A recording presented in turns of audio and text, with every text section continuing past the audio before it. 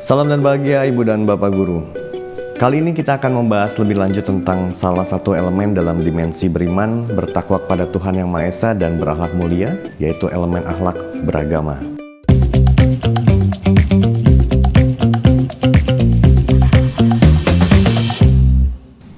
Elemen akhlak beragama erat kaitannya dengan pelajaran agama atau kepercayaan di sekolah. Biasanya dalam kelas, guru agama atau kepercayaan mengajarkan berbagai ritual ibadah atau sembahyang serta sejarah keagamaan atau kepercayaan. Murid dibimbing untuk mempraktikkan semua hal yang sudah dipelajari, melafalkan berbagai doa, melakukan ibadah, menceritakan kembali tentang sejarah keagamaan atau kepercayaan. Tapi apakah praktik-praktik tersebut sudah membantu murid menghayati elemen akhlak beragama secara menyeluruh? Ataukah ada pembelajaran lain yang perlu diberikan kepada murid? Dalam mempelajari elemen akhlak beragama, guru perlu membantu murid-murid untuk menghayati bahwa inti dari sifat-sifat Tuhan Yang Maha Esa adalah kasih dan sayang. Murid juga dibangkitkan kesadarannya sebagai makhluk yang mendapatkan amanah dari Tuhan, yang mempunyai tanggung jawab untuk mengasihi dan menyayangi dirinya, sesama manusia dan juga alam semesta. Juga menjalankan perintah dan menjauhi larangannya. Para murid pun difasilitasi untuk senantiasa menghayati dan mencerminkan sifat-sifat ilahi tersebut dalam perilakunya di kehidupan sehari-hari. Penghayatan atas sifat-sifat Tuhan ini akan menjadi landasan dalam pelaksanaan ibadah atau sembahyangnya sepanjang hayat. Guru juga mendorong murid untuk aktif mengikuti acara-acara edukatif keagamaan atau kepercayaan sesuai dengan yang dianutnya. Tujuannya agar murid dapat terus mengeksplorasi dan memahami secara mendalam ajaran, simbol, kesakralan, serta struktur agama atau kepercayaannya. Proses tersebut juga membantu murid mengenal sejarah dan tokoh penting dalam agama dan kepercayaannya. Semua pemahaman itu diharapkan dapat membimbing mereka nantinya, dan mereka juga memiliki gambaran tentang kontribusi nilai-nilai agama bagi peradaban dunia. Elemen akhlak beragama dibagi menjadi 3 bagian penting. 1. Mengenal dan mencintai Tuhan Yang Maha Esa. 2. Pemahaman agama atau kepercayaan. Dan 3. Pelaksanaan ajaran agama atau kepercayaan. Pembelajaran masing-masing bagian ini tentu disesuaikan dengan fase perkembangan murid. Dalam subelemen pertama, murid diharapkan menghayati bahwa inti dari sifat-sifat utama Tuhan adalah kasih dan sayang. Di jenjang PAUD, murid belum memiliki kematangan kognitif untuk berpikir tentang konsep-konsep abstrak. Karena itu, murid diajak untuk melakukan hal konkret dalam mempraktikkan sifat-sifat utama Tuhan Yang Maha Esa dengan menyayangi dan mengasihi yang dimulai dari dirinya sendiri.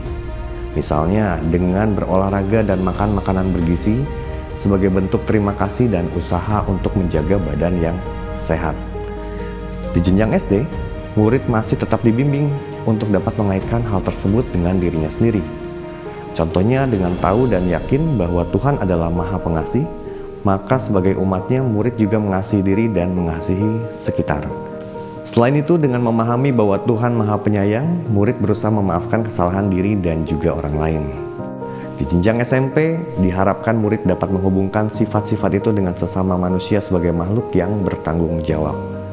Sedangkan di jenjang SMA atau SMK, murid-murid belajar bagaimana sifat-sifat Tuhan tercermin dalam ritual ibadah yang dijalankan. Subelemen berikutnya adalah pemahaman agama atau kepercayaan. Titik berat pada subelemen ini adalah mengenal unsur utama keagamaan atau kepercayaan berupa ajaran kitab suci, esensi ritual, simbol, tokoh penting, dan sejarah. Di jenjang PAUD, murid dikenalkan dengan berbagai simbol agama atau kepercayaan, misalnya salib, lafaz Allah, lambang yin yang, rupang Buddha, patung dewa-dewa, dan lain-lain.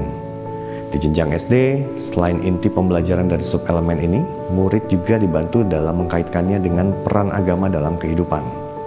Di jenjang SMP, tidak hanya mengenal, murid juga diharapkan memahami fungsi dan makna unsur utama agama atau kepercayaan dalam konteks Indonesia dan kontribusinya dalam hubungan sesama manusia dan alam semesta. Di jenjang SMA atau SMK, kemudian pembelajaran dilanjutkan hingga memahami kontribusi agama terhadap peradaban dunia. Terakhir adalah pelaksanaan ritual ibadah.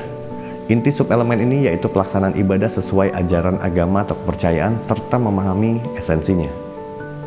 Di jenjang PAUD, murid dikenalkan berbagai doa pendek dan sederhana yang dapat dilakukan sehari-hari.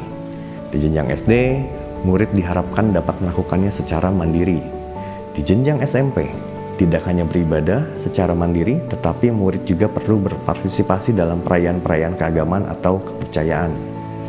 Selain mencapai semua harapan sebelumnya, di jenjang SMA atau SMK, murid juga dibimbing untuk memahami arti penting ibadah. Dalam pembelajaran, penerapan elemen ini di kelas tentu erat kaitannya dengan pelajaran agama atau kepercayaan masing-masing. Namun, bukan berarti hanya terbebankan ke guru agama saja.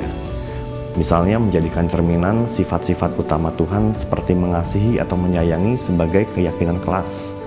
Ini seperti yang kita pelajari pada topik disiplin positif. Jadi murid akan terbiasa merefleksikan sifat Tuhan dalam kesehariannya. Bisa juga kita mengaitkannya dengan beberapa dimensi dalam profil pelajar Pancasila. Misalnya dengan dimensi berkebinekaan global. Murid-murid diajak untuk melihat bahwa keberagaman manusia adalah bukti kekuasaan Tuhan.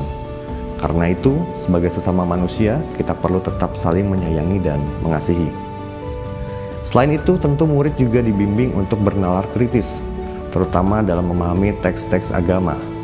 Murid perlu memproses informasi yang mereka dapat, lalu melihat berbagai fakta di sekitarnya untuk dapat berpikir dan melakukan hal yang tepat. Salah satu contoh fatalnya adalah konsep jihad yang disalahartikan sebagai pembenaran sikap memusuhi pemeluk agama lain ataupun tindak terorisme.